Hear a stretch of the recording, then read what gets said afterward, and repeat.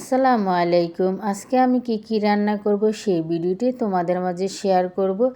এখন আমি মাছগুলো এখানে ভিজিয়ে নিয়েছি। এগুলো হলো পাঙ্গাস মাছ, আছে মালদ্বীপের মাছ। দোনো মাছ মিলিয়ে আজকে আমি সিম দিয়ে এবং ফুলকপি দিয়ে রান্না করব। প্রথমে সবজিগুলো এক এক করে কাটাকাটি করব। নোনা ইলিশটা কেটে আমি গরম পানিতে ভিজিয়ে রেখেছি, আর সাথে মাছগুলো ধুয়ে নিয়েছি। এখানে ফুলকপি, সিম আগে থেকে কেটে আমি পরিষ্কার করে ধুয়ে রেখেছি। সাথে পেঁয়াজ আছে, আলু। ওখানে আমি নুন হলুদ মাখিয়ে নিব মাছগুলো এক এক করে।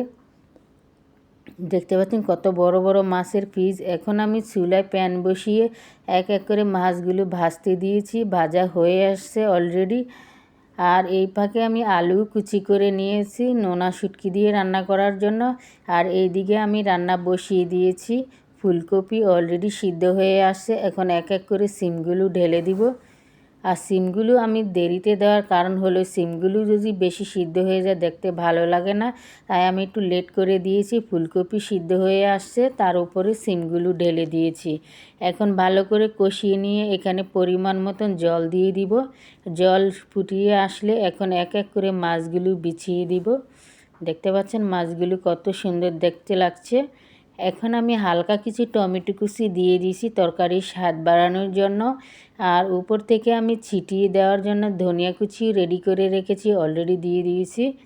আজকে রান্নাটা অনেক মজাদার হবে। দেখতে পাচ্ছেন ফুলকপি, সাথে আছে সিম, আছে টমেটো, আছে মাছ। একদম থকথকে করে রান্না করেছি, আর রান্নাটা খেতেও দুর্দান্ত লাগবে। ভাবলাম ভিডিওটা শেয়ার করি। তো কেমন হলো রান্নাটা অবশ্যই কমেন্টে জানাবে। এখন আমি নোনা ইলিশ রান্না করতেছি। অলরেডি রান্না হয়ে গেছে। সাথে আমি টক পাকাইছি। এখানে আমি টক রান্না করছি টমেটো দিয়ে, দেখতে পাচ্ছেন। আর টকটা অনেক দারুণ হয়েছে। আজকে খাবার জমিয়ে হবে, দুপুরের খাবার। ধনিয়া চিটি দিয়েছি স্বাদের জন্য। অলরেডি আমার রান্না শেষ হয়ে যাচ্ছে।